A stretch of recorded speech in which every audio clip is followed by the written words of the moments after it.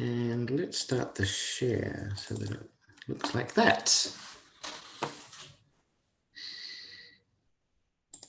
What's going on? Done redirecting me to YouTube. 1 second, my friends.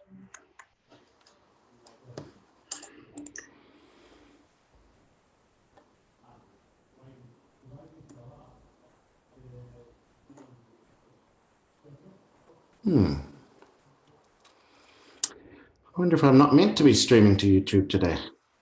You know what? I'm going to do it anyway. It's kind of fun. Alrighty. So just let me make sure that I've shared the sound today, because of course I always forget to do that, don't I?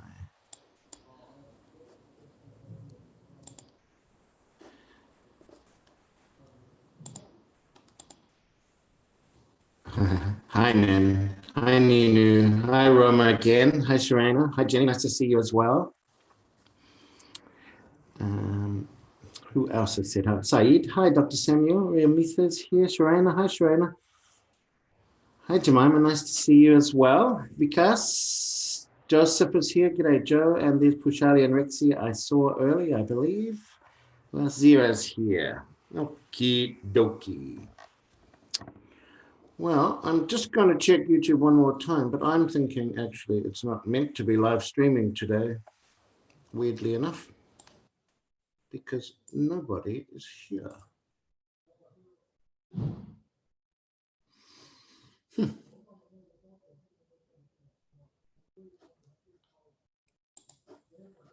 So you know what I'm going to do? I'm going to stop.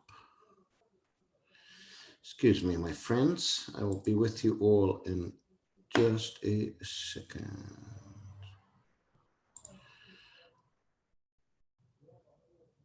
No, there are people there. I can't see anybody.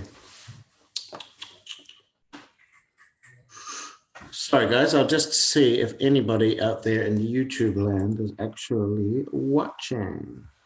Hello, out here in YouTube land. Are you here? No. Yeah, no, there's nobody here. So you know what? I'm going to stop and just do my ordinary class.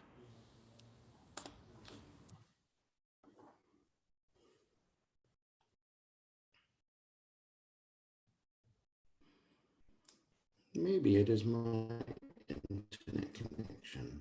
Done? Okay. Alrighty, my friends. Here I am in 2 different places at once, right? Hello, everybody. Good to see you all. I'm back. Couple of technical problems, a little bit strange, streaming in 2 different places. I'm going to shut that one and it'll be fine. Hi, I can see you. Hi, Fatima. Nice to see you as well. Let's get my E2 buddies back. And here I am, my friends. All righty. Technical problem over. Kalamjeet's here. Everyone is here. Hi, Ban. Jenny, you can see me now. Hello, Annie. All righty. Okie dokie. 2 places I am today, as I usually am on Wednesday. Lovely to see you all in YouTube land, as usual. Lovely to see my good friends here in E2. All righty, so here we are. I'm going to be talking about speaking today. A little bit more informational than is typical with me, just because it's near to the test, right? So I want to get a couple of answers to a couple of common questions out of the way. Hello, everybody on YouTube. It's nice to see all the highs and things going on. Yeah, Jimena, we'll have a little look at some expressions. Hello, Min. So let me go back to my slides here. Okie doke. And oopsie, as usual. Oh, no, I did share it. Good, good, good, good. Just had to make sure I was sharing my sound, yeah? Okay, because today we're going to have a look at a couple of little things. But like I said, there's a few questions that come up all the time about the interlocutor, about the names that you might call them and things. And so I actually decided that I would go straight to the source of all the best information for this and find out, excuse me, my friends, what, if you like, maybe the best available answers are to some of these good questions that you all have, yeah? So let's full screen it and let's push on, yeah, and get into it. Like I said, a little bit information heavy, a bit more of me today, but hopefully we can get some useful information out there for you all, okay? Just trying to work out why I can't see my friends in YouTube on my telephone. Oh, there we are. That's better. Sorry. Because it's nice for me to look on my phone and see any questions and things that might come up, okay? All righty. So let's get into it. So obviously, Jay likes us to suggest, of course, to do one-to-one tutorials. And I've been doing a few this week, so it's been lovely to see some of my friends from the chat in face-to-face Zoom meetings, and we've done lots of practice. It has a lot of good purpose to it. So some of you guys on YouTube are asking about things like, you know, like phrases and stuff. So this is a really nice opportunity to practice that sort of thing, to be honest, and to look and see or to get direct feedback on how you're doing it. My general advice, though, to all of you, including out on YouTube, is to actually say, think about how you normally do some of these ordinary functions, okay? And those of you who joined me today will have heard that probably too often, actually. All right, but it is a useful way to think about it. All right, so let's get into it. Let's talk a little bit about the task, or sorry, the test in general, and it's always important to start with the basics, yeah? So what is the speaking test? Well, there are 2 role plays in it, and the whole thing you can see lasts approximately 20 minutes, okay? So the first part, and we're going to talk just a little bit more in detail about this warm-up part, is called the warm-up section. It's approximately 5 minutes, and in that time, the interlocutor will, of course, check your identity and your profession. They'll record everything, okay? So those of you who haven't done the test before or who are not aware, the whole thing is obviously audio recorded, most importantly because they are not your assessors, that you're going to be assessed later, okay? Then there'll be a short warm-up conversation, okay? And this conversation is not assessed. Very importantly, it is about getting into the mood, meeting the interlocutor, feeling a little bit more relaxed, and having a basic conversation before you begin the role play. So I think it's quite a nice thing, actually. You don't have to stress out immediately. You can get comfortable, okay? And that's my advice. And I'll give you a little bit more detailed advice in a second about this warm-up conversation, okay? It is recorded, but it's not assessed, all right? So it's a good time for you to relax, get used to, if you like, the accent and the sound of the interlocutor's voice, and of course, actually, create a slightly friendly mood with them, Okay, now beyond that, the first role play will begin, and both of the role plays are approximately 7 to 8 minutes. And at that point, the interlocutor will give you a card, all right? And the card has the information about the role you're going to play, in fact, all right? It also has, of course, information about the patient they will be pretending to be, okay? You have 2 to 3 minutes to prepare by reading that card, okay, before you're asked to start the role play. At this time, I'd like to remind you guys that you don't have to be focused on the time. One of the jobs of the interlocutor here is to control all of that timing, okay? So they'll tell you when the end of the warm-up period has finished, and they'll present the role play, and they'll tell you when your planning and preparation time begins and when it ends, and of course, when the role play actually begins, yeah? So really, your job here is to focus on what it is that you need to be doing, okay? Rather than thinking about the ticking of the clock, all right? Once that 2 to 3 minutes is finished, they will ask you to begin the role play, and the role play takes approximately 5 minutes. Once again, they control all of the timing. Even if you think you know the time, it's their job, and they have the absolute control of that time, okay? So again, don't worry about it so much as think about what you're going to say and the conversation you're having, okay? And then that whole process is repeated, all right? And I think that's a good thing.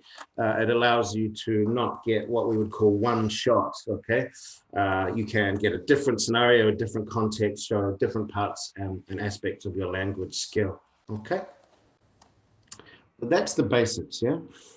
Here's what I like to actually remind all of you, though. All of you are medical practitioners of one type or another, and the OET speaking test is a simulated workplace interaction.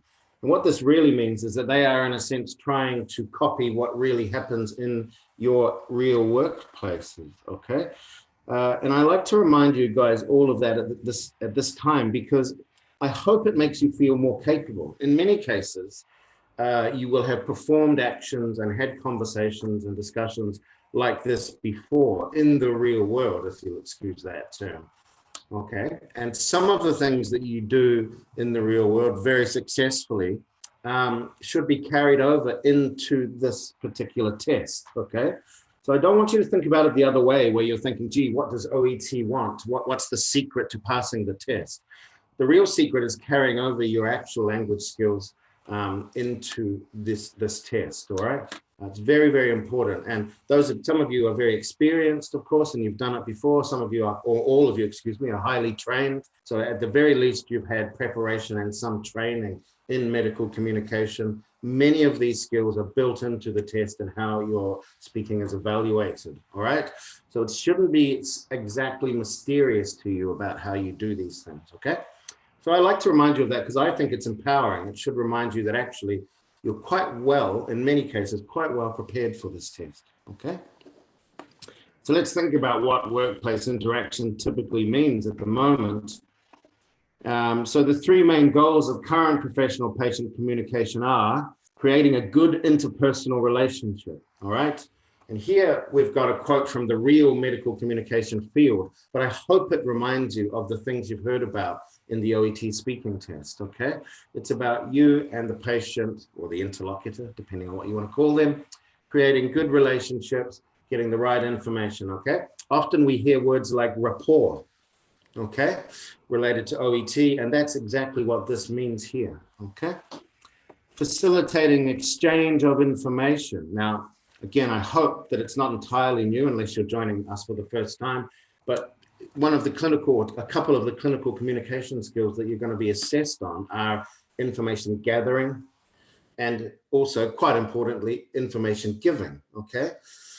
And again, it shouldn't be too surprising to you that one of the major functions of a medical conversation is to ask questions and then, of course, give answers to questions, right? To give information to your patients or to your clients, yeah? And then finally, an important one, which is, actually it's not new, but it is one that's been focused on more in the last couple of decades, is including patients in the decision-making, okay? Being patient-centered, all right? And some of particularly the clinical communication skills in the OET are very much focused around this idea of being patient-centered, incorporating the patient's point of view, picking up on patient cues, and again, showing empathy, building rapport. These things are all part and parcel of what we mean by being patient-centered, okay?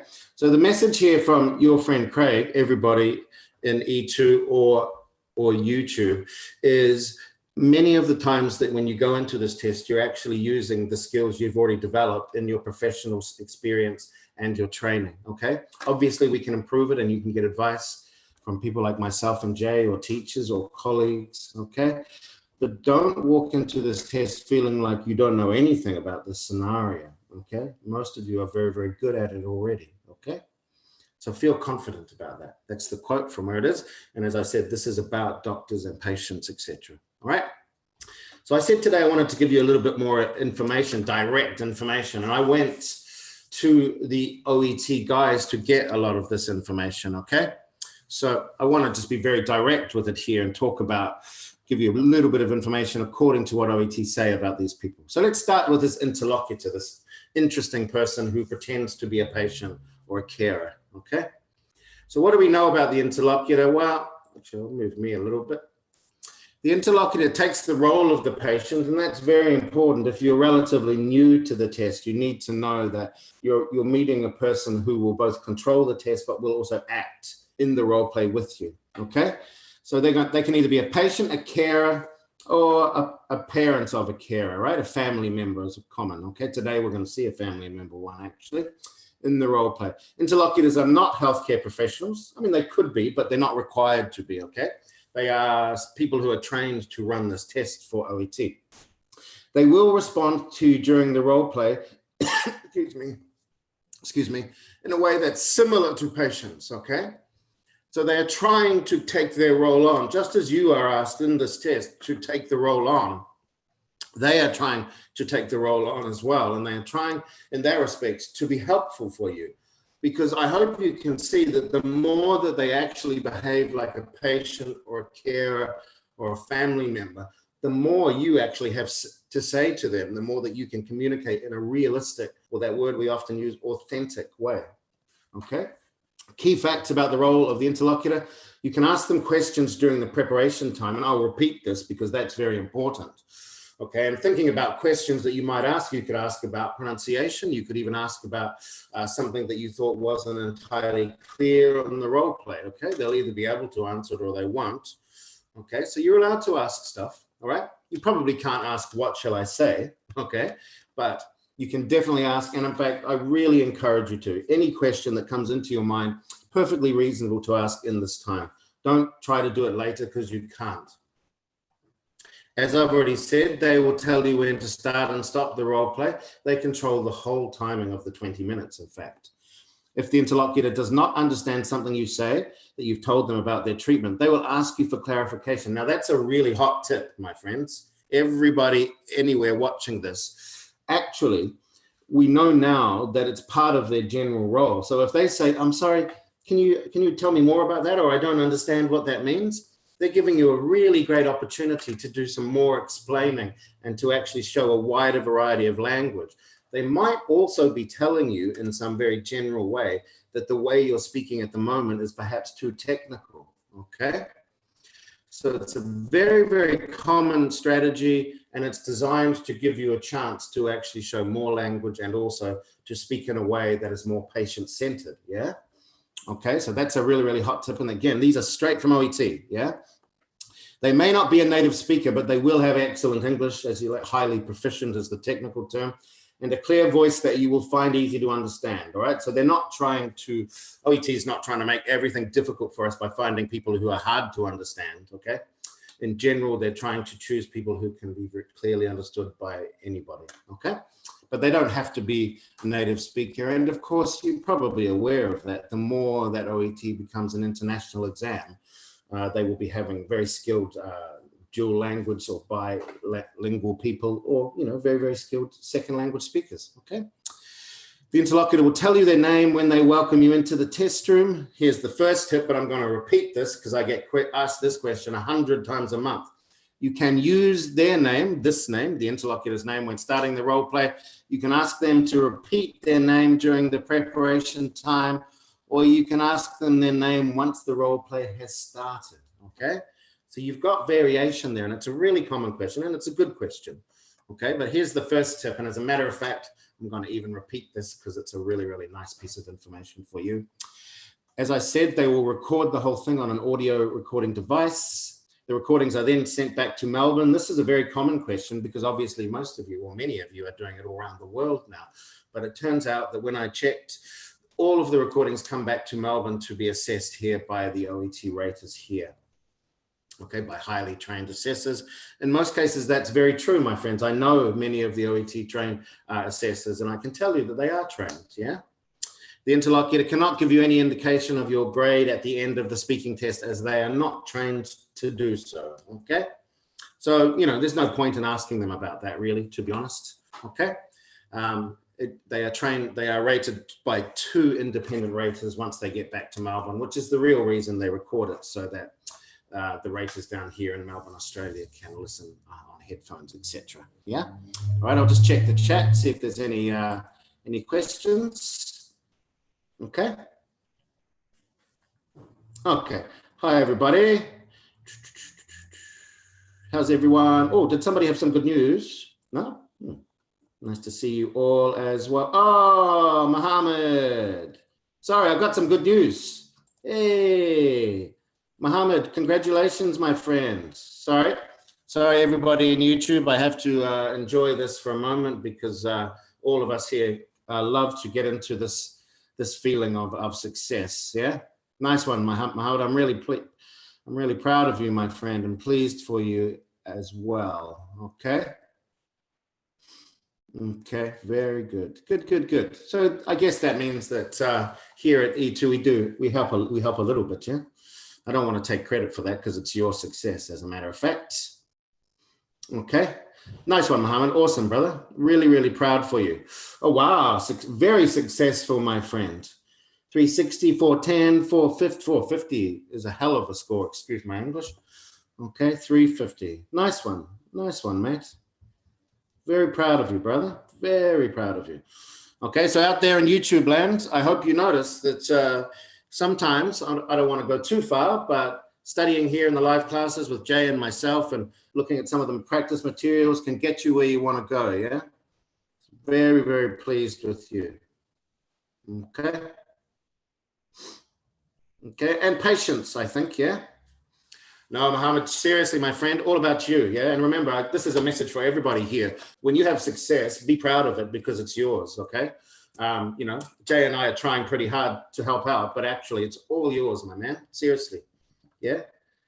Yeah, and other people will have success too. So I'm so pleased for you, my friend, really, really pleased. Let us never think of OET again in this case, huh? All right, so I want to talk a little bit more about the warm-up conversation. Mohammed, feel free to stay if you'd like. It possibly seems a little strange now, but let's have a little chat about this warm-up conversation. I'll just diminish me because I get in the way, I know, okay? And here again, I wanted to give you some more information, all right? So the warm-up conversation, as I've said, is not a test. When you enter the test room, the interlocutor will greet you. And like I said, here is the first moment to show rapport, okay? And then they will play the part, then they will, of course, take on the part of the patient in the role play. They do check your ID and your name, of course. And my advice is when you registered for the test, you used a certain ID, whether it was your passport or whatever, take that same piece of ID so that there's no confusion. And then they ask you a number of very, very straightforward questions to help you warm up, such as, where are you from? How many years have you been a pediatrician, a nurse, etc., etc.? Okay. Why did you choose to become one of those things that you are? And what do you think makes a good, and again, whatever your health profession is. So you can see, it sounds a little bit like it's a little bit like an IELTS test or something, isn't it? But it is, in fact, for the benefit of both of you just to warm up and feel more comfortable with each other, okay? So I think this is a strong part of the test in many respects, actually. It allows you to sort of not feel too strange and have to start too cold, yeah? All right. So I wanted to point that out. And the purpose of these questions is to try to help you relax, as I've said, and become familiar with the interlocutor's voice. Every time you hear a new voice, you may need to warm up and get used to it. Okay, it's helpful to have thought of some of these answers to questions such as these before the test day, so you don't feel anxious about these questions, okay? It's enough to have the role play. So I just wanted to show you an example of the types of questions they ask. It's not exactly scripted, but these ones are the ones that come up a lot, okay? And yeah, think about your answers. Your answers should be fairly natural for most of you, of course, and very interesting, I'm sure, because you've probably been asked these questions before, okay? All right, whoops. Oh, I went backwards. So I just wanted to really reiterate this part about the patient's name, okay? Because it is really, it's an FAQ, it's a frequently asked question, right? So I really wanted just to repeat it. But here's the 4 suggestions that OET make directly, okay? These answers, or sorry, 4 suggestions are straight from their blog. Out there in the world, I don't know if you guys have actually looked at the OET blog, but it does have some useful little tips like this, okay? In this case, I've done the work for you and I've taken it straight from the blog, but it is good. So first suggestion, if you're worried about names, use the interlocutor's name, which they tell you when you meet them in this speaking test, okay? And this will be, of course, right at the beginning when you're having the warm-up that we've just discussed. So imagine I'm your interlocutor. I will, of course, tell you my name is Craig, and that is the name you can use in the speaking test, yeah? The second suggestion straight from OET is that during the preparation time before the role play, you just ask the interlocutor. They may have an opinion. It's quite likely, of course, that they'll just say, call me Craig or call me whatever their name is. But that's another thing. It kind of may help you to warm up and calm your nerves a little bit as well. So that's their second suggestion. The third suggestion is to choose a name for the patient and use it at the start of the role play. And this is an interesting one because you're allowed to make things up, okay? So when I read this one, I felt quite happy for you because it may make you feel better, of course, to simply just say, you know what, I'm going to call you Bob because I won't forget it and it's an easy name to remember, right? And plus, it allows you to use your imagination a bit. So you can choose one if you want to. And OET here, again, very clearly says the interlocutor will accept it and respond to it because their job is to have the conversation. Their job is not to say, my name's not Bob, okay? So that's a nice, I quite like that suggestion. It makes it sound a bit more fun, to be honest. And then, of course, the last one that they said is you can ask the patient during their name during the role play, all right? So that's a very classic opening, what we call a gambit, a classic opening move, isn't it? You can say, my name's Dr. Craig, and what can I call you, okay? But OET has got a little proviso here. They've said OET recommends not spending time on this minor detail, but rather to give as much time as you can to actually completing the tasks and getting into the role play, okay? So you might want to look at the scenario you've been presented with, the situation, and think about whether or not this might be an appropriate thing to do, or whether it might just be a little waste of time and you'd rather get straight into the role play, okay? But I think 4 excellent and very clearly stated suggestions straight from the test writers themselves, yeah? Okay, any questions about that? Ah, goody, good.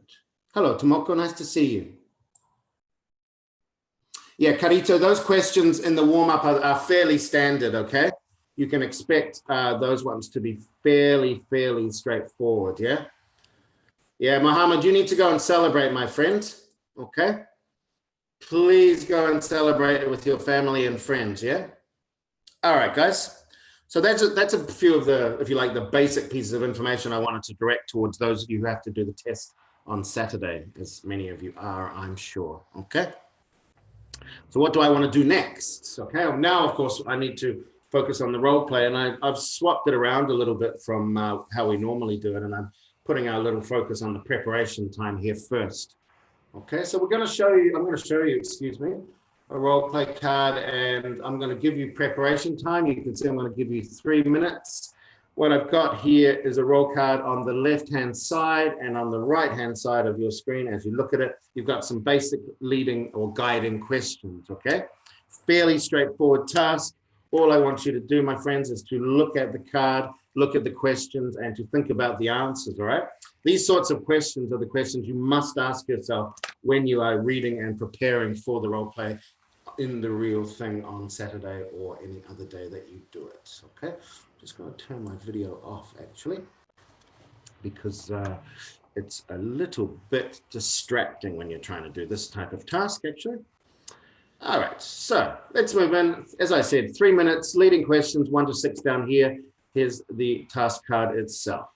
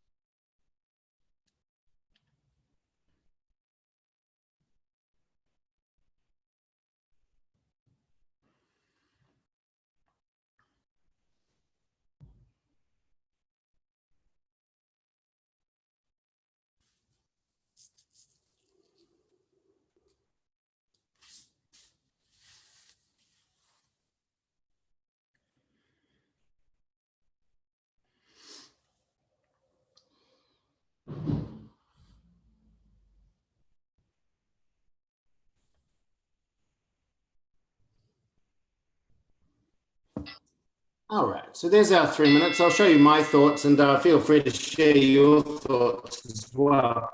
So you can see here, of course, we've got a hospital ward. So every time you get a context like that, you've got to think to yourself, okay, where am I? And what's the usual way to communicate in this place? Okay, clearly this is some sort of pre-op hospital ward. So an interesting sort of thought would be that everybody's not feeling very well. So you would typically be a little bit sedate, I think, in your speaking. So we're there, but we can see that we've got a scenario here of a family member, okay?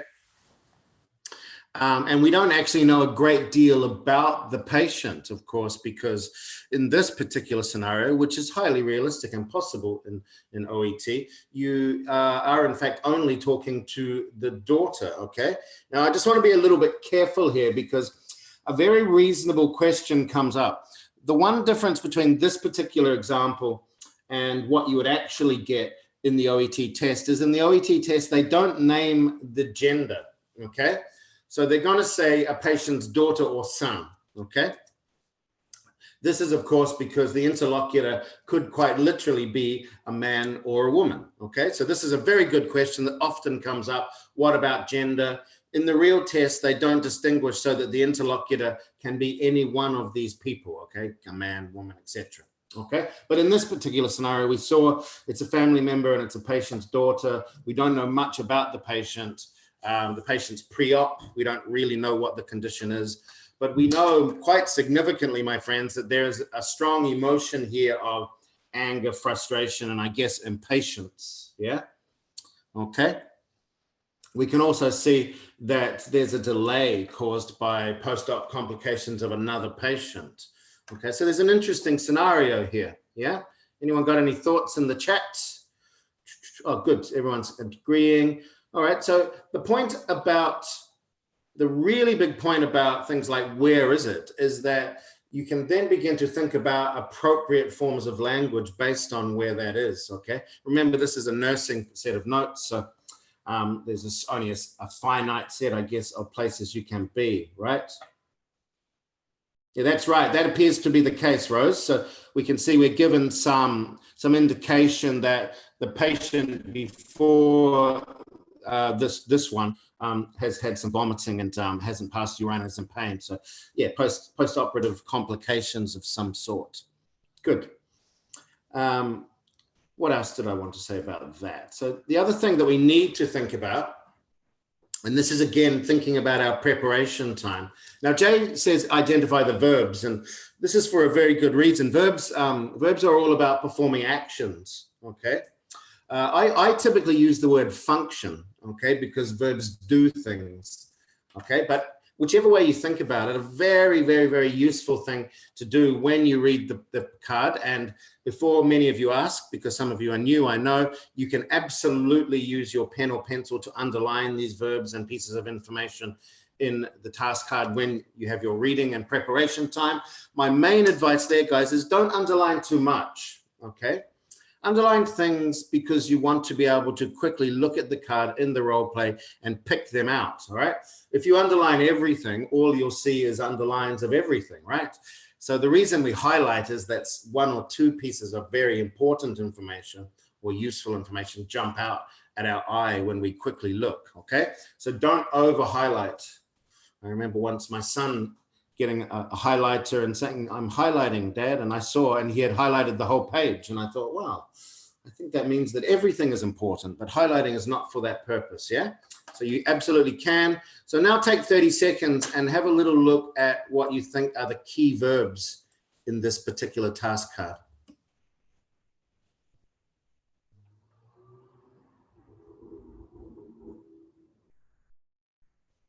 Feel free to share. My friends on YouTube, for some reason, I can't see the chat. It's very strange. Making it hard for me to catch up with your ideas. So I apologize for that. I'm not sure why. I can't see your comments. I'm very sorry. All righty, my friends, let's have a little look. A couple of interesting ones here.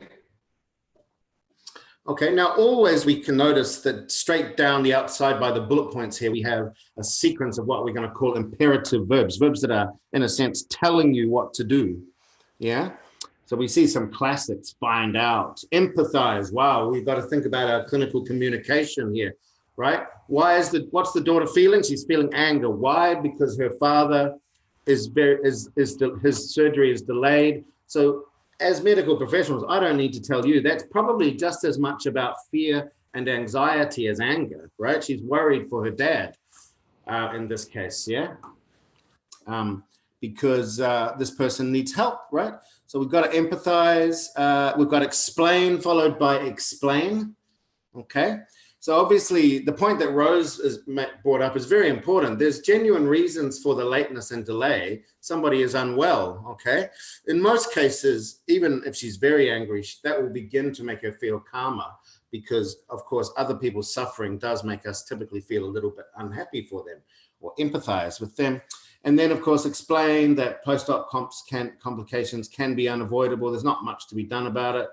And then we've got negotiate, which is an interesting one. You don't see that in every card. And negotiate, of course, means to try to find a workable solution for it, all right? And then finally, Jay's highlighted the word prevent here because it appears as though she thinks that her father should go to a different hospital. But in many instances, that would be very unwise and possibly even unsafe, right? So you're going to have to use your political negotiation skills, your diplomacy, as we often call it, yeah? All right. All right, so we've got a couple of questions. Yeah, and Vanessa, I'll take that one up in a second. Very, very good question, my friend. So I've highlighted this one here, and I haven't talked about that for a second, but I will. So Carito's got a question. Carito says, is it safe to say that put yourself into the daughter's shoes of the patient in the theater? She's too worried about her parents' condition too. Well, yeah, it's an interesting one, Carito. So you're saying, think about the other person. What I suggest you actually do, Carito, is tell them about the other person and give them the chance to do that, okay? It's actually an interesting psychological matter of fact that that's how we typically respond, right? But if somebody then says, think about it, maybe you're more likely to make them more angry, okay? So I would be very careful about that particular strategy, okay? All right, so it's a nice thought. If it escalates, maybe say, sorry, but could you think about the other people, yeah? But I think that's the sort of one that might escalate, yeah? Right, so what you're really trying to do is say, look, there are good reasons for the delay, but we are trying to solve that problem as soon as possible and get your parent into their appropriate surgery, yeah? So you're kind of, in a sense, diminishing the struggle, yeah? So Vanessa has asked, and I've highlighted here, how to non-verbal communicate, all right? So let's think about non-verbal communication, right? How do we typically do that? So Vanessa, I want you to think about this, but I want everyone to think about it. If the patient's daughter is angry, she's probably going to be talking a lot, right? So what do you do? Do you stand near them? Do you stand far away? Do you lean towards them? Do you nod your head? Do you have eye contact or do you look away? All of these things are non-verbal, okay? They definitely communicate. The classic one is if somebody's not looking at you, we often feel like they're trying to keep something away from us, like maybe a secret, or maybe they're not telling the truth, okay? If we are embarrassed and ashamed and we don't look at somebody, they tend to think that something is our fault, all right? So nonverbal communication, Vanessa, means nodding, looking like you're listening. Occasionally, we might even verbalize to add to it, going, ah, yes. Okay, but really what we're doing is allowing that person the time and the space to speak, okay?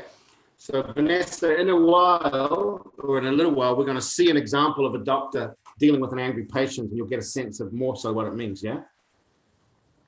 Okay, that's right. Saeed, you might, if she is very angry in this scenario, you might use your hands. I'll show you. Let me turn my video on. And I'll just increase the, so what happens if I go like that?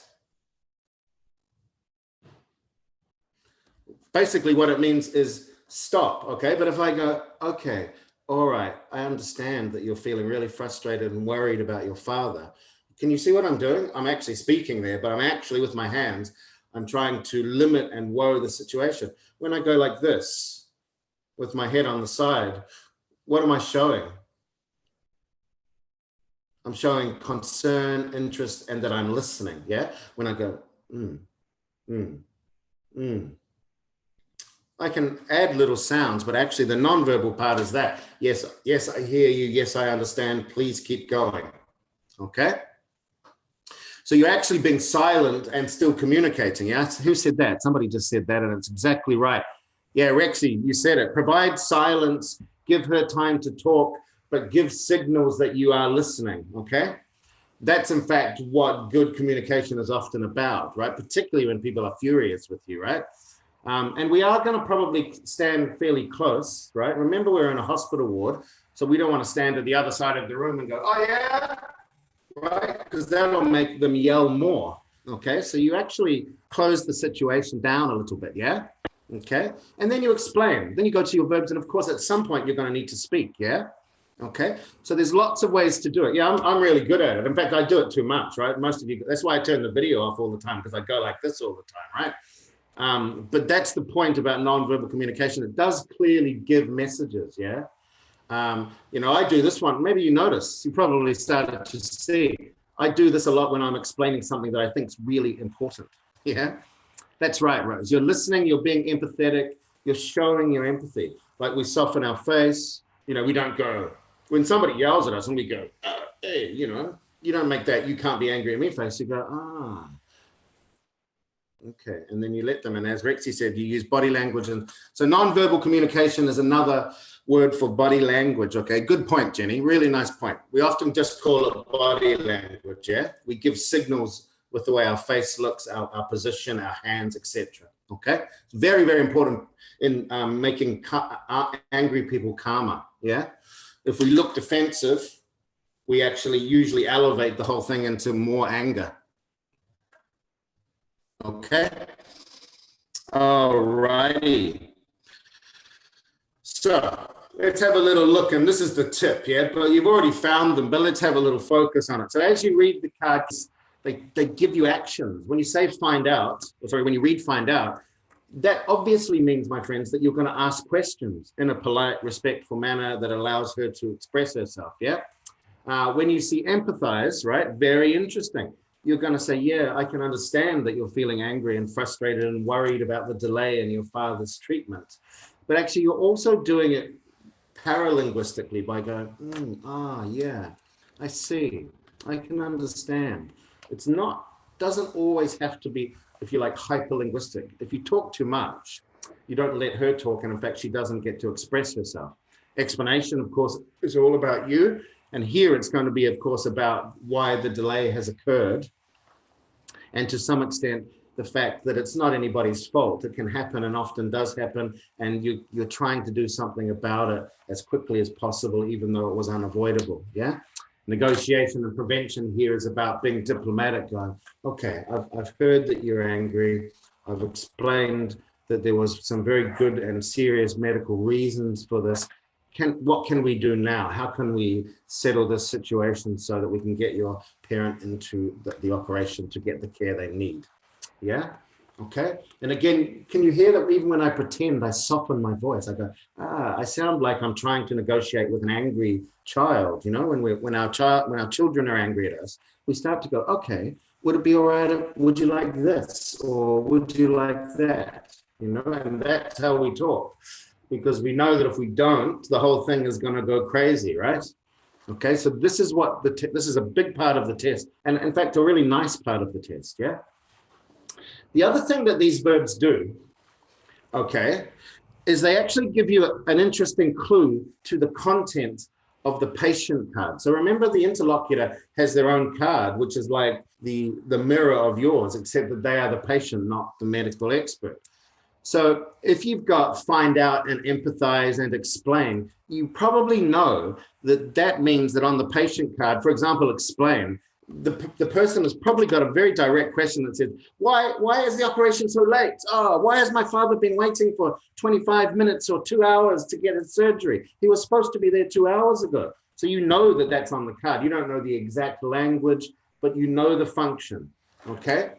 If you see find out, it's because they want to tell you why they're angry. If you see empathize, it's because they're told to be furious and upset. If you see explain, it's because they're going to ask you about the delay, okay? So you sort of can tell, in a sense, what the, if you like, the reciprocal, the matched verb is on their card, okay? You don't need the language after that. You need to know, oh, I'm going to have to say, look, there was some delays. These delays are quite common, unfortunately. There's sometimes medical emergencies we can't do anything about. I can really understand that you're frustrated, but in that case, the surgical staff had to take care of the post-operative problems that patient had, you know, something like that. Okay. Very, very, very interesting idea. So there's a double tip, right? Spot your verbs, think about what that means for the patient card. Yeah. Okay. Chris, sorry, I didn't see that question. I'll catch it up. Yeah, I've got a couple of questions I just want to deal with. No, the interlocutor doesn't assess you at all, Maria, but the interlocutor is pretending to be an angry person. So if your body language is giving them the wrong message, they might act more angrily. Yeah. Kimas, you need to find out because you're really giving them a chance to express themselves. Okay. It's more about diffusing the situation rather than saying, I know you're angry because somebody told me why. Okay, it's actually about them having the ability to, we actually say in English, vent, like let pressure out of their valve. Yeah. Okay. If you can just give us some example sentences to each highlighted verb, please. Example sentences. Well, find out. Can you tell me why you're feeling so angry? Or yeah, would you mind telling me what the issue is? Okay. Or may I ask why are you so angry? Very simple stuff like that. Okay. Or what's upset you? Very direct. There's lots and lots of questions there, right? Okay. So is that what you mean, Shwana? I think. Yeah. So Chris, you've got a question. Yeah, it's unlikely that the interlocutor would say much about nonverbal communication. It's probably going to be guided in the notes, Chris, yeah?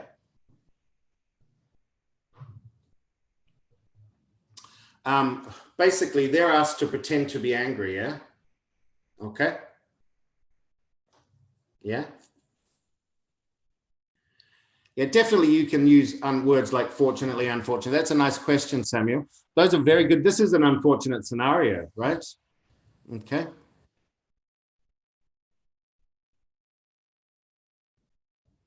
Yeah, good. So here's a nice question, everybody. Everybody listen to this. So Nin's asked a nice question as well. Actually, all of the questions are nice.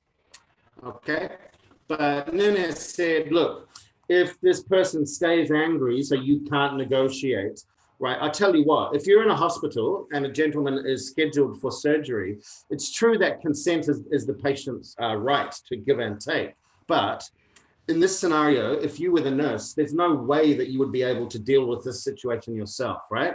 So in that scenario, if the interlocutor pretends to be spiraling out of control and saying, I'm going to take my father in the wheelchair out of here, you would have to get your manager, wouldn't you, right? So this is what I actually say to you. Fall back on your professional training here. That would be a perfectly legitimate thing to do, right? So Nina said, how about if we say this? And the daughter's still insisting, can we say we'll talk to our manager regarding your concern? And I think that is a terrific suggestion because it's very realistic, right? Okay, so there's no way you can solve every problem in your professional life. And that's why every hospital has systems and managers and routines that actually allow you to call on assistance, whether it's a senior person or just more help. Yeah, so I think that's a terrific suggestion. Yeah. Yes, Vikas, you can. So Vikas has asked another good question. Can we give more makeup? Can you make up stuff to convince them? You absolutely can. What OET says about making up stuff is that you can do it, okay? So you don't have to do everything on the card. You can, in fact, add things that are on the card. Notice, Vikas, that it says on the card, don't blame, right? So don't say, oh, those theater guys are always late or whatever, you know. So, but yeah, you can definitely add details. Why? Because the details don't have to be true. The language has to be successful in communicating the detail, okay? So it's a nice question, Vikas. You can add to the situation. And I think actually that's a nice thing to do because it actually allows you to show a little bit more language, yeah? Okay. No, Jemima, it's a good question. Very common question, Jemima. You're not assessed on completing everything in the card. In the ideal world, you would work through these different things of finding out, empathizing, explaining, negotiating. But if you don't, for example, get to the full negotiation in this scenario, because you do a lot of finding out and empathizing and explaining, you can't fail, okay? So when we look at how you're assessed, you will notice that there is nothing there that says, there is nothing there that says that you have to do everything in the task card. The task card is there to help you and support you, okay? It's not the beginning and the end of the task as such. So focus on getting through it if you can, Jemima, but you don't have to rush through it, okay? If this particular person's really angry, as some people are suggesting, you may need to spend more time explaining and empathizing, actually, yeah? Okay. All right. Dr. Samuel, I would be careful, right? I would be careful about humor, all right? So humor can make people feel better. It can also make things worse because they think you're not taking them seriously, yeah? So I would be super careful about that, yeah? Yeah, don't call security, I think, Jenny, because I think it won't go that far. The interlocutor won't go that far, but they may insist on you really solving the problem. And so then I think, look, I'll go to get my senior charge nurse, or I need to get the registrar or whatever, or the ward manager, whatever they're called, is a perfectly legitimate linguistic device, actually. Okay.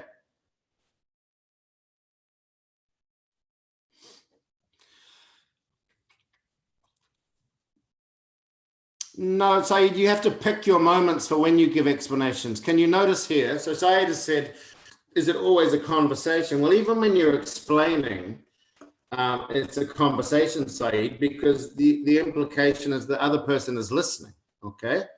So when the patient's speaking, it's still a conversation because you're listening, yeah? So it's always a conversation no matter what, and it's a dialogue because there are two people. But if you just start speaking and speaking and speaking and you never let them get a word in, you will have only really completed one aspect of what we consider to be a dynamic conversation, okay? All right, so what I think about questions, my friend, you're not reading off the card and asking the questions, okay? And this is partially an answer to Jemima's question too. The card is not to be read. The card is to give you guidance on the sorts of things you will speak about, okay? So when you're in a real conversation and somebody's going, oh, I'm really angry, and you say, well, why are you angry? Can you tell me why? Okay, and then that's one question and they tell you why, and you say, well, I can understand that you're feeling that way, but would you like to know about why the delay has occurred? And then they get to talk again. So the questions can be very naturally generating, my friend. Yeah, okay. But yeah, you would obviously explain that it's not necessarily safe, yeah, okay.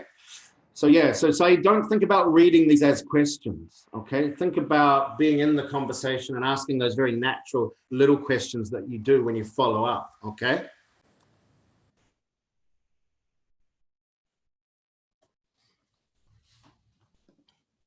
Yeah, in this one, Saeed, it's clear that the interlocutor is going to ask you why the operation for her family member is so late. Yeah, absolutely. Right. Yeah, I would definitely apologize for the delay, Henan. I would think that's a classic phrase. If you guys want to know, okay, you say, look, I'm extremely sorry for this delay. And that would be the beginning of, it would either be the beginning of finding out or empathizing, or it actually would be a classic way to begin the explanation. You say, look, I can understand that you're very frustrated and worried about your father here, but can I, and I apologize for the delay, but I'd just like to explain to you what's happened so that you might get a bit more of an understanding about why it's taking so long. Yeah, it's a good one. Yeah. No, Carito, you don't. You would use it as a way for her to respond, right? Okay, so you don't need to act as two people. Okay. No, Vikas, they don't necessarily do that. They will typically respond to what you say. Okay, it's like a real conversation. All right, it's a good question. All right, so I want to just talk about anger now because I think that we've actually come to it and a lot of you are asking. So let's talk about it from a technical perspective before I actually show you a little clip. So anger and aggression in the healthcare environment may be caused by several factors. And again, this is the point I'm making. I don't think I need to tell you guys this, right? Most of you have probably unfortunately experienced things like this. So a person can be angry because they're actually ill, right? Physically or mentally, they might be in pain, okay? Or they may not be thinking clearly because they've been in an accident, all right? Confusion because of dementia or medication or because they've had a knock to the head. So things like violence and anger, unfortunately, it seems to be quite common in accident and emergency departments where people have, had impact injuries and are not acting themselves as such. Psychiatric illnesses, delusions or paranoia, frustration and anger, which is like today, right? Like our scenario today, all right? Because of delay and feeling like they're being ignored. Waiting too long is a classic one. Once again, my friend, any of you who have worked in A&E, or accident emergency probably don't need to be told that some people feel like they shouldn't have to wait or have been waiting too long. Young men, unfortunately, are a very high risk category. And unfortunately, it's because of things like drugs and alcohol, of course, as well. Some of the scenarios may have a minor piece of intoxication, but it's not severe usually. Parents of children who are ill or injured may feel very, very sad and frightened, of course, and patients with lots of pain. Unfortunately, most of us experience many of these scenarios, either as a patient or as a medical professional, okay? So aggressive behavior management, here's a point. Here's a generic kind of way of dealing with it. As I said to you at the beginning, many of you will have, in fact, received direct training on ways to manage this type of behavior, okay? Some of them are bodily, some of them are linguistic, some of them are both, okay? The aim of ABM or aggressive behavior management is to listen to the patient's concerns, right? Notice that's the first step.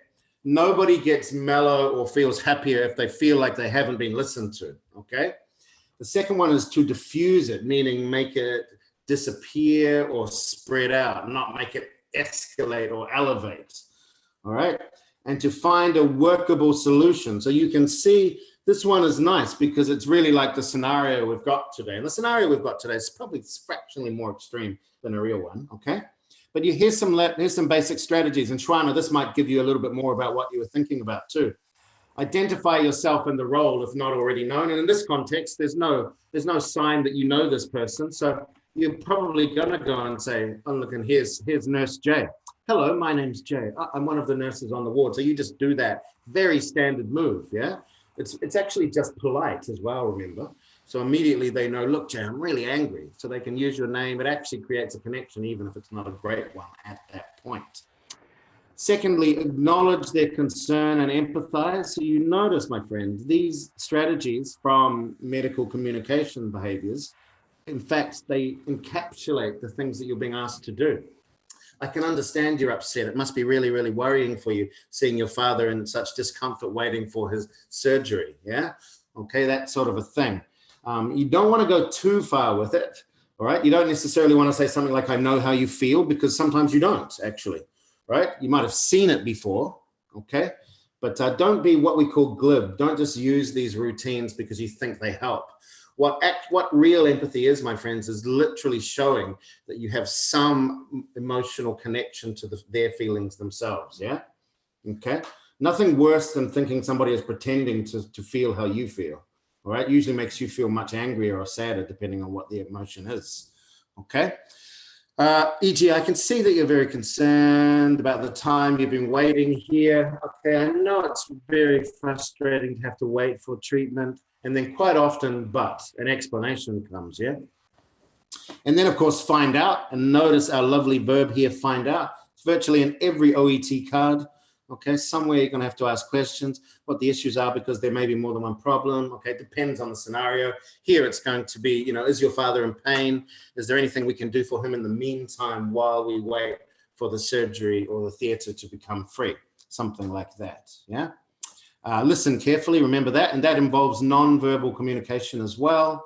Try not to react to angry statements or take it personally. Again, in the OET test, I don't think you'll feel like you want to really be defensive, but again, show that you can really sort of go, all right, and be professional in that respect. You don't have to be smiley, but you do have to keep your professional demeanor, as we call it, your face nice and passive and non kind of escalating. Use reflective or clarifying language to ensure that you understand. Reflective language here means, so, you know, you say that you're worried about your dad's pain. So you actually begin to not throw their words back, but to reflect their concerns back to them, okay? So that they can then clarify it, right? How long have you been waiting? What time was your father's operation scheduled for? You get to use your imagination a lot here, if you can, you know, if you have this scenario. And then finally, de-escalate or diffuse the situation if you notice that the aggression level is rising. This is more like the real world. It's unlikely, extremely unlikely, that the interlocutor will stand there and yell at you, okay? Maybe if I was an interlocutor, I might do that because it sounds kind of fun, because it's acting. But they will act annoyed and they may not let it go, but you can use strategies like that. Can I ask you to lower your voice a bit? It makes it easier for us to talk. And that's a lovely phrase, yeah?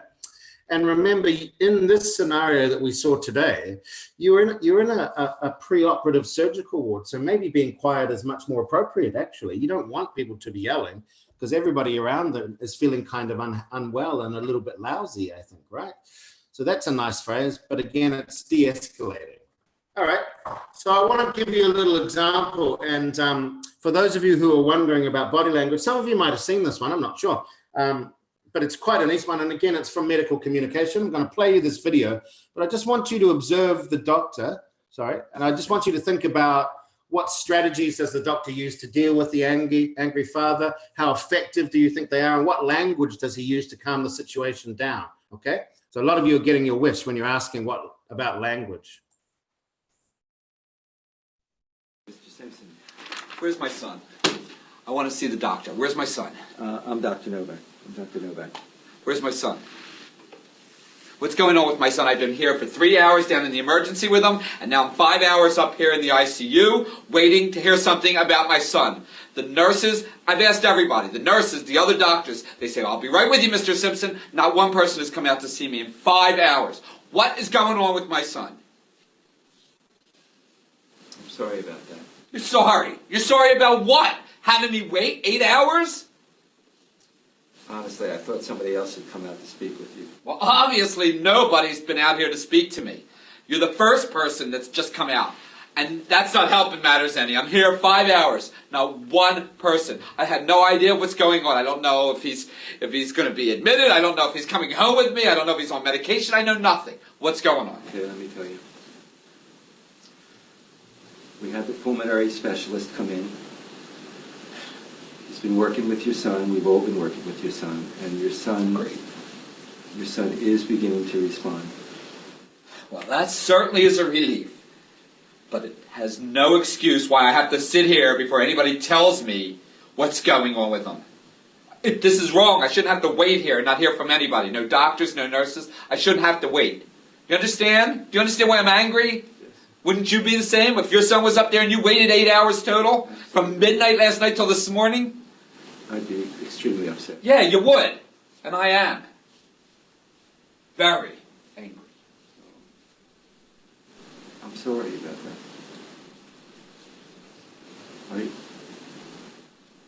No. Are you going to be okay? Maybe. Yeah. Yeah, I'm sorry. I can't imagine. I have children too, and I know if one of them is sick, it's very upsetting. It is. His brother had the same thing happen 2 years ago. Only his brother died. And I waited hours before they came out and told me he died. Now do you understand why I'm really angry? I sit here and I wait, you know? I'm sorry. Okay. Okay. So tell me what you see, my friends. A little bit more extreme than a real OET, of course. Possibly more, unfortunately, like what you might actually see in your actual practice, right? But tell me what you saw about this doctor. Tell me what you thought about his strategies.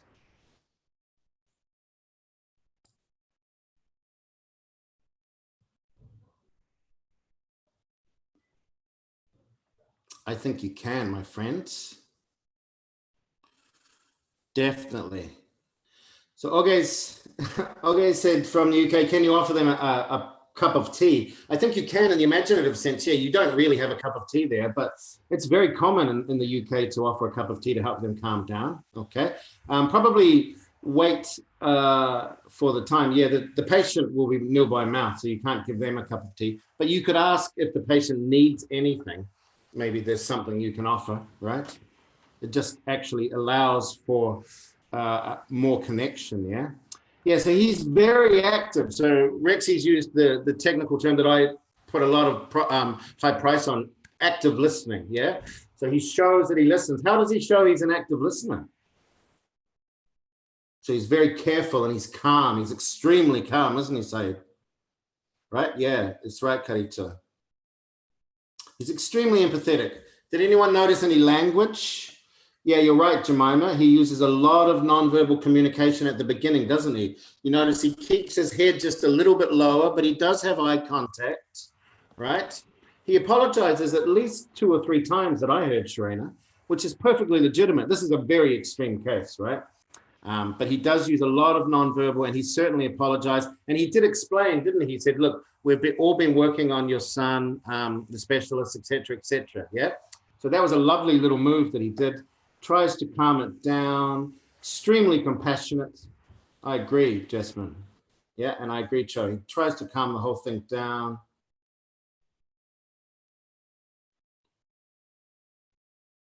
Yeah. So Joe, it's a very legitimate point. The interlocutors are not going to act quite as much as that gentleman. That gentleman's a paid actor, right? But there are plenty, apparently, of scenarios like this where they're required to be angry or anxious about something in this similar way. Yeah, he does. Very nice, Anne. He actually moves quite close to him, doesn't he? And just quietly sits down. You're probably not going to be, the one thing he does is he actually touches his arm. Did you notice? And I don't think in the OET test you would actually be close enough and necessarily that would be fully appropriate. In the real world, it is reasonably appropriate once you've established a rapport. Yeah. But he really let him express himself, okay? And remember, this scenario that we watched is about 3 minutes, right? Now, good, Rexy. Rexy's noticed the tone. He's very low, okay. And you know what that does? It diffuses it. The father is high and yelling and a little bit frenzied, but the doctor is very calm and low, yeah? Lots of explanation, lots of empathizing, right?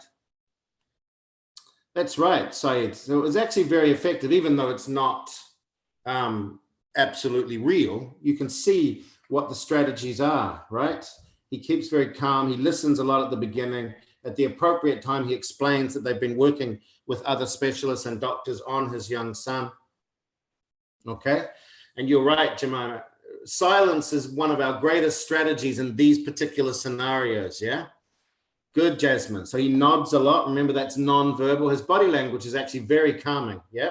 And extremely attentive. Nice. So you see, these are the sorts of things that we show. And now I want to go back to my original point, guys. I'm not sure that Mr. Craig needs to teach you guys all of these skills, right? I think that we can always think on them and reflect on them. But in many cases, you guys are actually very well equipped and in fact trained to some extent to behave this way. And you see his language is not sophisticated. His language is extremely effective. Yeah. I'm sorry about, can I explain a little bit about what we've done, you know? And so he uses these strategies. So these are some of the things you can use, yeah? Yeah, he did use a touch, that's right. I probably not, yeah? I think maybe touching here is a bridge too far in this simulated sense, okay?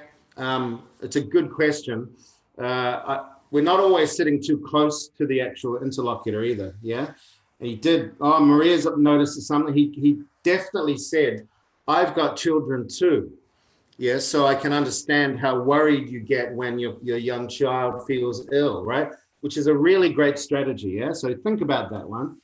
Empathizing and of course sympathizing, which is a very close cousin, when we say that we literally have shared experiences, yeah? And you notice what came out of that was the terrible story about this young child's brother, unfortunately, yeah? Okay. Well, he said, I understand. Empathy there was also, no,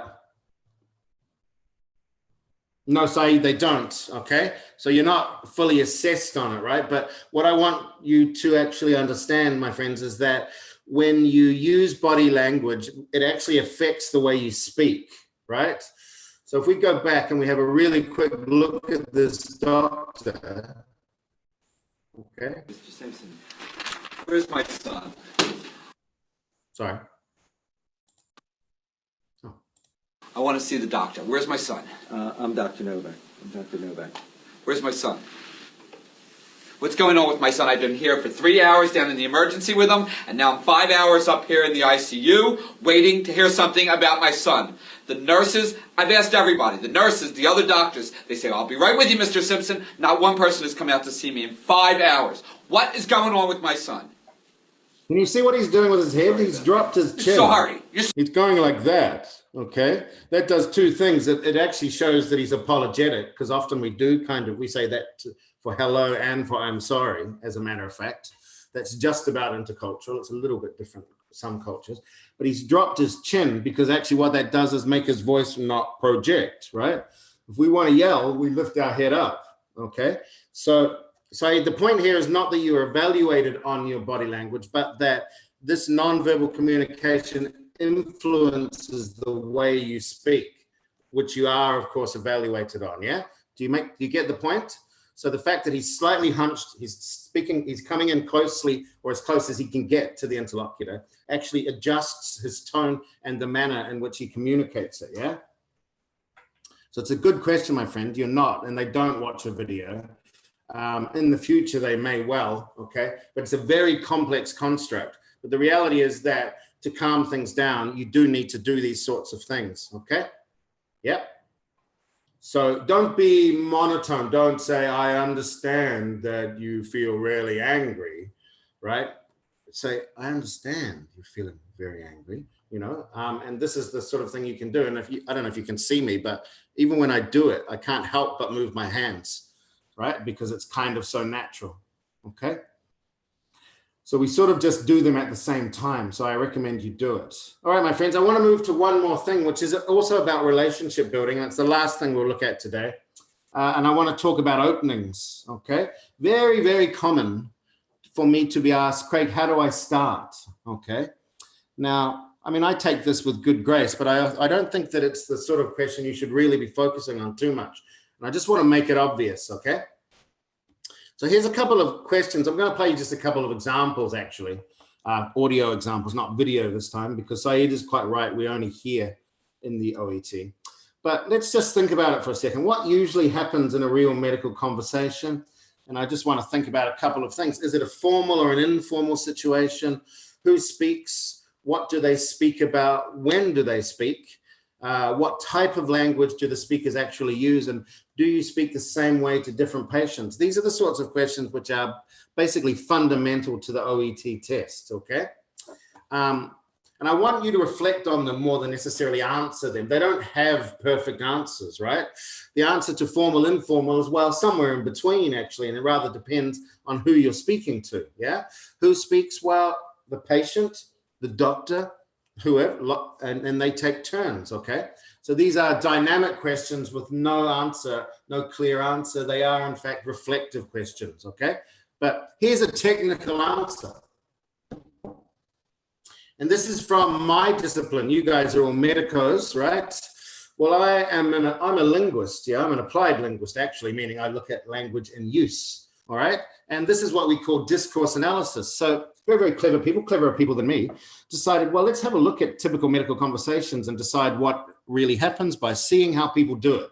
And this is literally what they found. They found a clear structure to these types of short conversations you have in medical situations, the types of short conversations that the OET role play is meant to be simulating or copying, yeah?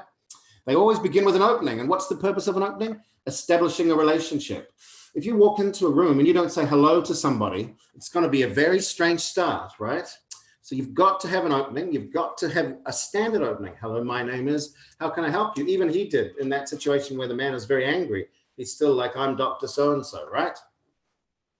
Problem presentation. This is classic. Why? Because, of course, the patient, or in this case today, the family member has got an issue, right? They're going to say, oh, well, I'm really angry today because my father's been waiting for 2 hours to go to his operation. It was meant to start at 10 o'clock and it's now 12. Or what? So discovering here means, of course, that the medical person's job is to ask questions that allow the patient and or the family member to tell them what's going on for them, yeah? Information gathering means that you want more information. So in the most common situation, I say, oh, doctor, I've got a really sore stomach and it's been like that for a couple of days, right? You as the doctor or the nurse or the person helping me is going to follow up and say, oh, well, can you tell me exactly when it started? Oh, well, it was 2 days ago, actually. At about midnight, I was up quite late doing some work for my OET class and my stomach began to hurt. It's like, so tell me about the pain. Was the pain very, very severe? Did you need to go to the toilet or anything like that? Well, actually, yeah, it actually was like a stomach cramp, and I begin to explain it, right? So that's information gathering. And again, I hope, my friends, you are noticing the OET criteria here, okay? And then, of course, you start diagnosing, you start presenting the patient's health condition based on what they've said. You say, well, Craig, it sounds like you might have had a gastroenterological bug or something. Perhaps you'd eaten something that was not fresh, or, so you begin to talk about what they've said, yeah? And then, of course, we start to get our verbs: explaining, advising, checking, okay? So this is what they found in your standard medical consultation, and I really want you to notice, this is a lot like what's expected of you in the tasks, yeah? All right, this is why I started this whole class with in many situations, my friends, you're well equipped with the type of information and moves, shall we say, that you need. So I just want to have a quick focus on openings. And I want to listen to a little audio. It's not very complex, very, very short. And I just want you to think, listen to the audio from a real consultation. This is a real one, okay? And I want you to think about the answers to these questions. How does the talk begin? Who speaks more?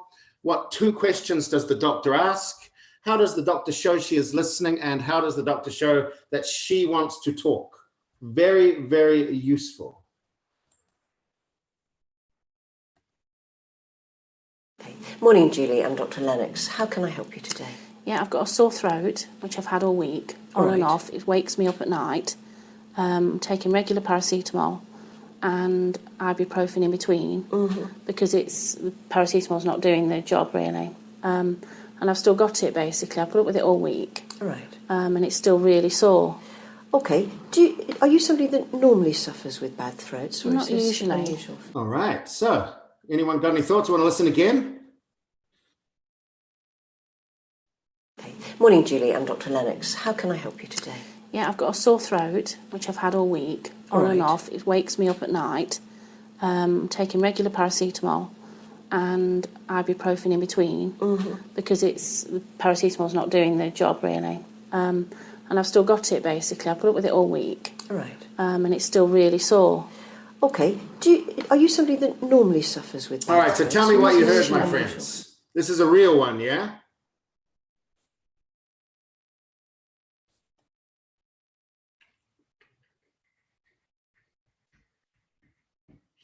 How does the talk begin? How can I help you? Yeah, classic, right? There's not a person here watching. 179 people on YouTube. How many people here? 72. So a couple of 250 people. There's not one of you that can't say, how can I help you today? Right? It's a perfectly standard, lovely greeting. You can hear she's from the UK.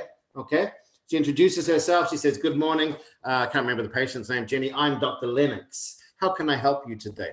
Absolutely classic. Super, super easy, right? And what does it do? It's the beginning of rapport building. It's building a relationship, okay? What else did you hear? Who spoke the most in this little short segment? Very short. Oh, nice, Jasmine. Jasmine's written, I see, back channeling, little phrases that don't really communicate anything other than I am listening to you, I hear you, and I understand. The patient spoke more. Why? Because she's the one with the sore throats, yeah? And the doctor says, how can I help you? What's up? Okay, so this is the fundamental move. My name's Dr. Craig. How can I help you today? You know, let the patient speak. I see. How did, back channeling Kalanji. Now you know the method in Craig's madness, right? Because these are the classic moves.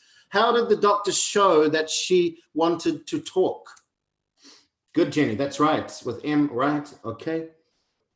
Yeah, good. That's her next question. So Vikas has pointed out that she said, may I know? And that's right. Everybody's picking it out. Let's listen one more time, my friend, because she uses a back channel, but it has a different purpose. I just want to play it and I'll point it out.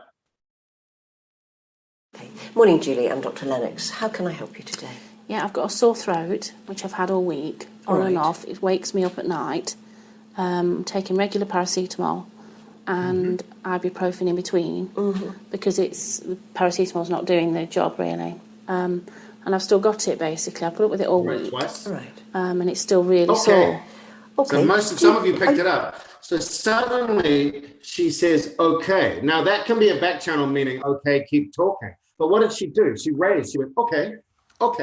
That means, hey, it's my turn to talk, right? So it's a beautiful example of how we use these little phrases, back channels, to actually say, oh, you keep going. Now I want to say, because I wanted to ask another question. So she uses, in fact, right? So she follows up with a very typically wide question, information gathering, okay?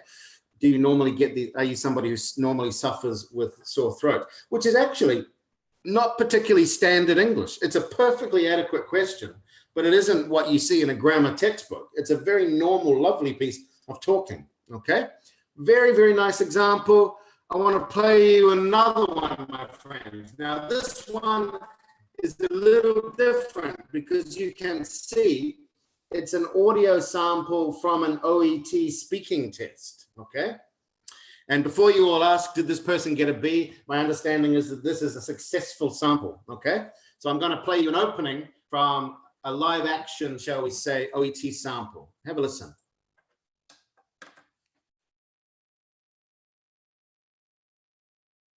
Hello, I'm Dr. Almeida. How can I help you today? Yes, hello, doctor. I've had some chest pain for a few months, and I'm getting a bit worried about it. I've been thinking I might have a heart problem, and I thought I should get it checked out. Okay. Yes, it's always a good decision to go to the doctor for these things. Can I ask you some questions? Is that all right? Sure. First, can you explain to me about your chest pain? How long have you had this pain? Quite a while. Let me think. All right, so tell me what you noticed. Similar, different, anything?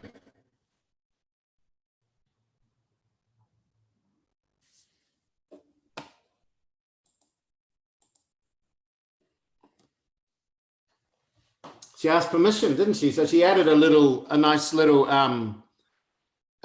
kind of move there about it. Her voice is a little bit monotone, Joe, but not bad. Yeah. Okay. But really the moves are the same, aren't they? Okay. She says, how can I help you today? Right. And she lets the patient speak a little bit more. Okay. But she's got a couple more deliberate moves, hasn't she? All right. Do you mind if I ask you a couple of questions? Yeah. Okay. So you guys learn some strategies like that. Okay. But really, to be perfectly honest, the structure is pretty much identical. She uses a phrase. She doesn't back channel, okay, which is interesting, right? But actually, and she compliments the patient, which is good. That's a nice thing to notice, Jasmine. She says, oh, it's good to see the doctor for this sort of thing, which is a very lovely strategy, okay? She did use a compound sentence, you're right, Alvance, which is very interesting, isn't it? Her grammar is a little more complex. Do you notice, actually? Okay.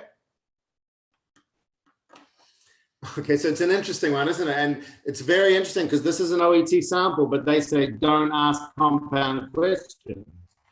All right. But the reason I played it, guys, is because I really want to show you that it's actually quite similar to the real one. Slightly more formal, slightly less realistic, actually. But the moves still are, hi, I'm Dr. Almira. What can I do for you today? Patient, patient, patient, patient, patient. Okay. And then the follow-up questions, information gathering. Yeah. She's got a couple of little moves in there. Do you mind if I ask a couple of questions? That's very lovely language and a nice phrase to use. Yeah. Okay. And then how long have you been having this pain? Okay. Once again, not the most standard question form, actually, but highly effective, indicating to you, my friends, that what we mean by accuracy, I hope, in writing and what we mean by accuracy in speaking are quite different things, okay? If this was a writing task, they would say, oh, we don't usually write it like that. But in speaking, we've actually got some flexibility. You can say, how long have you had the pain? Have you had, or how long have you been having this pain? Both of those are perfectly acceptable in our spoken forms, yeah? Okay. So I really wanted to show that to you, to show you what you're trying to attain, okay? Because once again, most of you can actually achieve this perfectly successfully, I'm sure. Okay?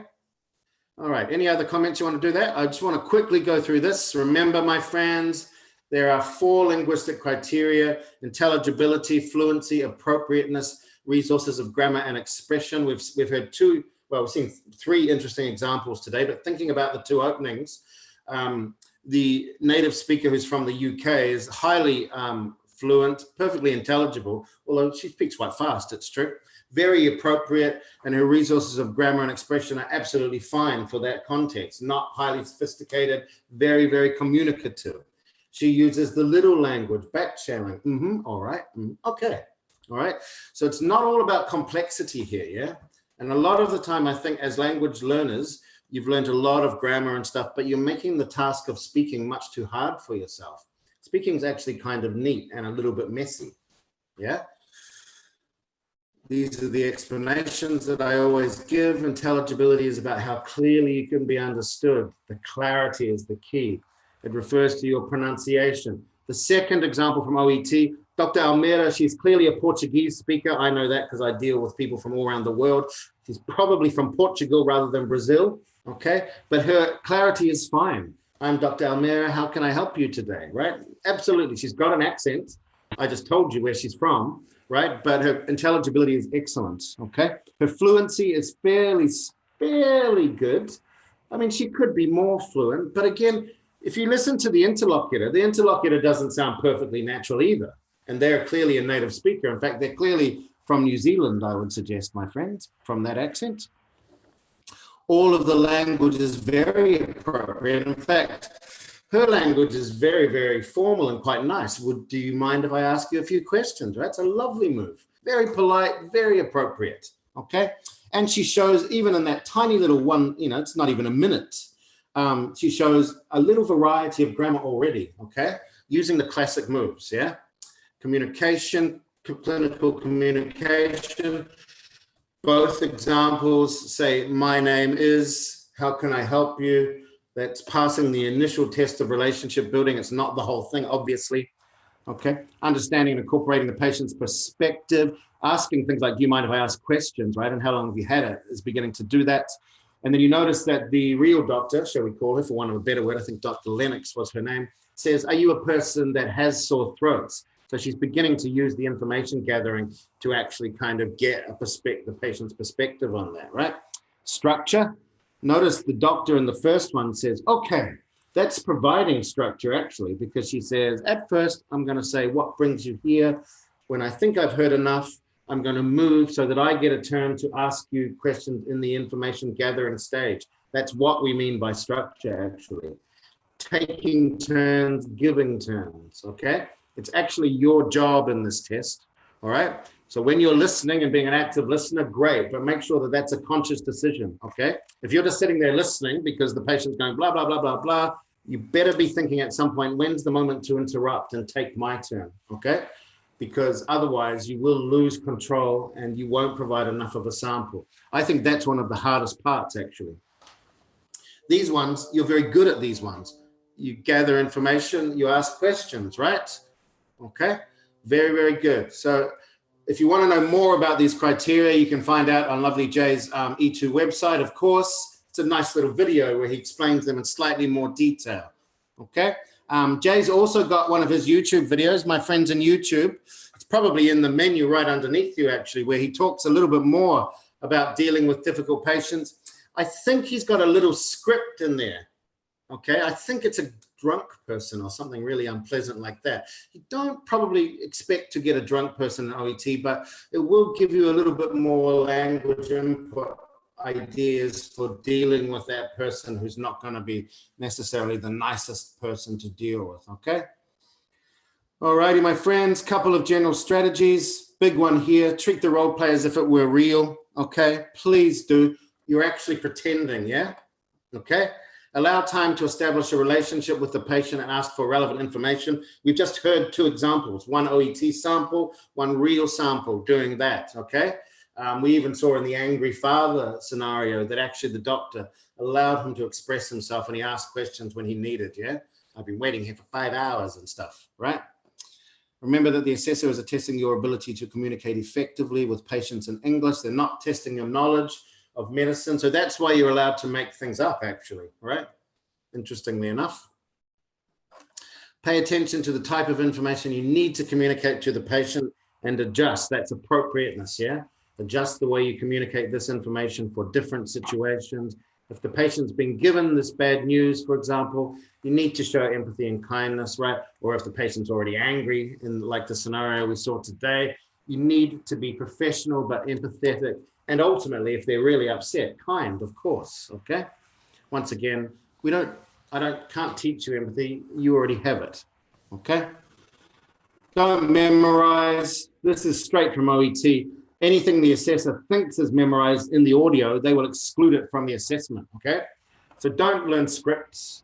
By all means, think about language that's useful to use in different scenarios, as we've discussed today, but don't be memorizing saying, how am I going to talk to this person who's angry? I'm going to write a script, all right? You're not an actor. The interlocutor is acting, okay? Use varied vocabulary which matches the needs of the patient and the context of the role play. You need to show you can communicate with the patient in a variety of ways, yeah? Okay, so variation is useful, okay? Speak loudly, clearly, and confidently so the interlocutor can hear you, unless, of course, you think that it's appropriate to lower your tone if there is anger or fear involved, okay? As long as it's clear. Pronounce words as clearly and correctly as possible. And I think Dr. Almera, that we listened to just last, is a lovely example of this. Like I said, she's clearly got her mother tongue is another language. She's a second language speaker, but her pronunciation is fine and very perfectly understandable, yeah? Vary your intonation, your voice should fall and rise. I'm very hot on that, you know. Best example we heard today was our real doctor going, okay, rising tone to say, boom, I'm gonna, and then flattening afterwards to say, it's my turn, okay? And that's just your interrupting tone, actually. Read the role play card carefully as we practiced at the beginning so you don't misunderstand or miss out any of the topic. Remember our verbs, our functions, yeah? Underline keywords and phrases on the card to assist you with the role play. Remember, don't underline too much, yeah? Otherwise, the underlining, the highlighting is not useful anymore, okay? See how often I say okay? You can notice when I'm saying okay there, that marks the end of one of my phrases, yeah? One of my meaning units. Make brief notes for each point on the card, include ideas and examples, but not full sentences. All right.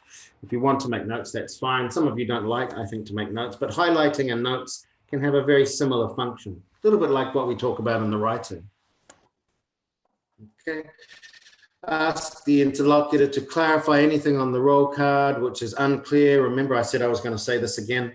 You can include the meaning or the pronunciation of vocabulary, for example, or anything about the context you're not sure about. Sometimes the names of things are a little bit different, you know, like an old folks home here in Australia or a rest home might be named something slightly differently to what you're used to. So definitely ask. You cannot ask any questions once the role play begins. So don't be shy, don't be embarrassed. Nothing will impact you more than not knowing the answer to the question, okay? They're not going to think badly of you if you need to know information about the card. In fact, they'll probably admire you. Try not to be nervous. I know that's stating the obvious, guys, right? Take a deep breath, smile, make eye contact as you begin your speaking task. unless the scenario demands a different one, but most of the time it doesn't actually. And it's really normal for us to smile at the beginning of an interaction. Yeah, some people like me possibly smile too much, but you know, you can mark that. And those of you who I've met finally face to face all have beautiful smiles, right? And it has a powerful effect on us, as a matter of fact. While eye contact is not assessed, so this is a little bit like your question, Saeed, while things like eye contact are not assessed, it helps you feel more confident, and actually it changes the way you speak. And important, you do not have to complete all the tasks. I think, was that Jemima that asked that? I can't remember now. You're not assessed on completing all the tasks. Think back to how we just looked at the criteria, all right? But it's ideal that you can get through them. Make choices, my friends. Use the repertoire you have of language here, yeah? Make choices, consider who you're speaking to and how that affects your language choices. Here we had anger and a family member, different to a patient in that respect, yeah? Balance speaking and listening, as we said, and I'm going to use Rexy's term here, active listening, yeah? Thinking about that lovely example we saw from the doctor, listening, leaning in, showing sympathy and empathy and allowing that person to speak. And also my question at the beginning of those two opening examples I showed you, who speaks more in those short opening sequences? It's virtually always the patient, because they're answering the question or the general idea, what's wrong with you? Why are you here? Okay. And respond to what the patient says. So this is probably the most significant advice. For most of you, you have the language and the repertoire and the natural ability to have a real conversation within the context you are given on the card and do very well, okay? This is what I mean when I say don't make it too hard for yourself, and don't go in thinking that OET has some language that you must produce to be successful. What you have to do is take the scenario seriously and produce the type of language that people would, or you would, in that situation if it were real, okay? So actually listening and having a conversation is what's significant, right? And that's very close to what you were saying, I think, Saeed, when you said, well, how can we read? There's not many questions on the card. The questions that you ask are typically followed up from what the person says before you, right? Oh, I'm feeling like this. Oh, really? Can you tell me more about that? Oh, when you say it's sore, how sore is it? You know? So these things are very natural, and dare I say it, they're very natural to you guys out there. And as always, don't forget our buddies at E2, right? They're there to help you. And at least in one instance today, we've had awesome, super awesome Mohammed come in and give us his good news. And, you know, some of the things that E2 is doing for you guys are, of course, having a positive effect and can get you prepared, as I said, to use the language you have and be successful there, yeah? All righty, and that's all from me today. I'm going to end that show. Come back to my video. And of course, I'm going to give you just a little bit of time for Q&A. All right, here's my chat.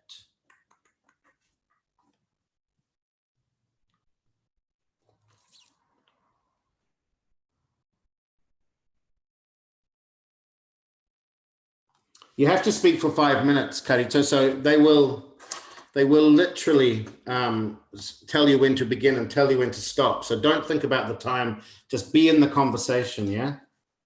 Okay. No, Saeed, you speak in a natural way. You don't have to speak fast or slow, right?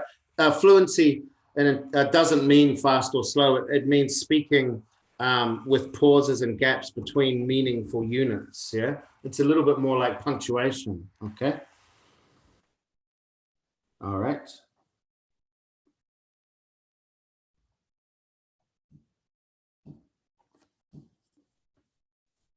No, but you would just apologize, Vikas, yeah?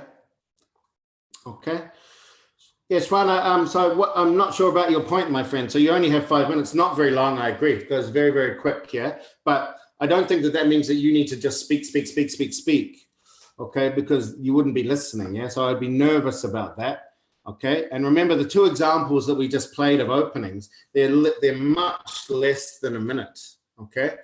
So not very much in the context of 5 minutes, yeah? Thanks, Jemima, nice to see you. Thanks, Maria.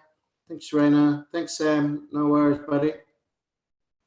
Thanks, Tomoko. Nice to meet you, my friend, and welcome. Thanks, Saeed. Thanks, Fawaz. Always a pleasure, buddy. Thanks, Sandeep. Krizal, thank you so much as well. I'm glad you enjoyed it, Jemima. Very good. Thanks, Sabah. My pleasure. Usually, Sharina, changes a little bit. They actually say 2 weeks on the OET website, yeah? So, yeah, so what it says, and I think I was reading this a couple of days ago, the results are published within 2 weeks, right? So that's usual. It's not 1 month as I thought, but that might have changed, but I'm sure that it was the same. Okay. Best of luck, Dr. Samuel, and safe travels to Vancouver for you, my friend. And any of you who are traveling for the test, safe travels and take care. Okay. Carito, it's good to see you, my friend. Thanks, Jenny. My pleasure. Sharina, do you have to travel for your exam, Sharina?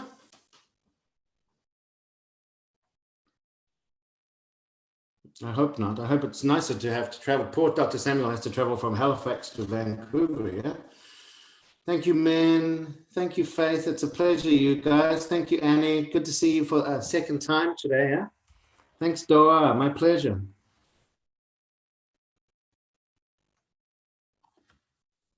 Okay, there are none. So Oge is asking about real OET past questions for reading, writing, and speaking. There are none published, okay? It's a good question, Oge. You're comparing it to their older brother, shall we say, IELTS, or older sister, depending on what you want to say. So there are none published. Why? Because this test, of course, was created, or recreated, shall I say, OET 2.0 in from September last year. So all of the current tests they have that are real, shall we say, as you said, they're active. So I don't know when it will be that they'll start to take elements of the test out of active service, shall we say, and begin to publish them. And just by comparison, if you think about IELTS, the first version of IELTS in terms of the listening and the reading was first used, I think, in 1998. Now the speaking and things and the writing were revamped, and I think they were re-released in their current form in about 2004 or 5, early to mid 2000s. So they've got something like 15 or so years on OET for gathering those old tests. So there are none. There will be some for sure. When they are, I have no idea, unfortunately. Yeah. Thank you, Vikas. My pleasure. So, okay, unfortunately not. When it comes, it'll be very useful, obviously. Yeah. Thanks, Cho. Yeah, no worries, Dr. Sam. Safe travels, bud. Thank you, Jasmine. Thanks, Zira. See you later. Thanks, Doa. Thanks, Shreyna. Thanks, Homagni. Homagni, I think I'm seeing you tomorrow, right? Roma, I don't know if you get interlocutors quite like me. I probably fail the test, right? They are trained and they'd probably fire me. They'd be like, Craig, maybe I give too much help or I talk too much. The next one will be different, Jemima. They're different every time, yeah? Okay, they're always about speaking and some parts are the same. So we always talk about the criteria and we always look at our roll card, but a different one. But then we have different activities as well. Australia going to Newcastle. Thank you, Rama. Best of luck, my friends. Those of you who are not joining me for writing, big luck. Graziella, my friend, thank you very much for saying thanks. Thanks, Shwana. You're going to Brisbane from Cairns on Friday. So Shwana, I might see you tomorrow for writing, huh? Oh, really, Kimas? That's terrible news, my friend. I'm sorry that you have that unnecessary extra pressure. I hope it comes all right for you.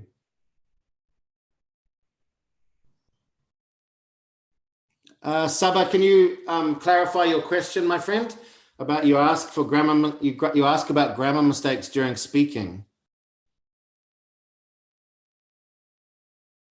Craig. Okay, C-R-A-I-G. I should have a little T-shirt that says my name, eh? Craig, C-R-A-I-G. Sounds similar to Greg, particularly if you say it with a New Zealand accent like me, yeah? I will see you tomorrow, Hamagni. Saba, can you clarify your question, buddy? I'm not quite sure what you're asking.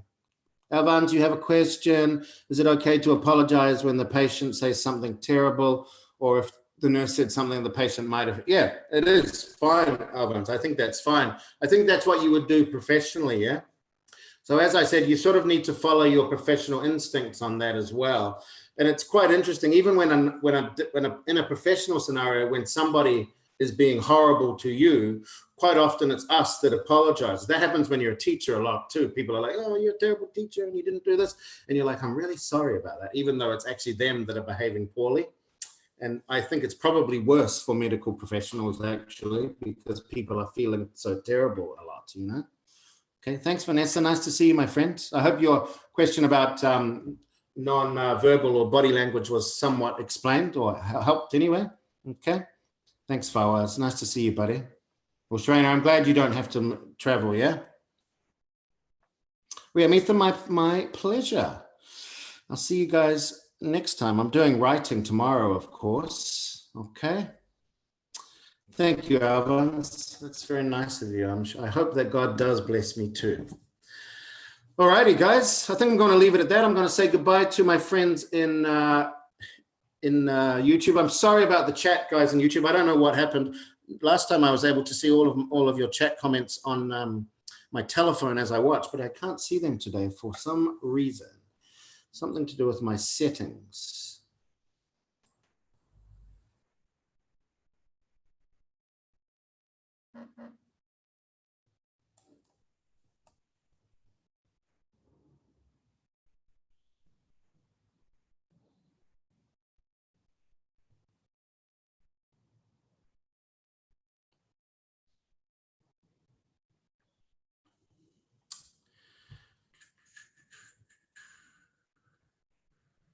All righty, my friends. Take care, everybody, and I will see you all another day. Okay? Good luck.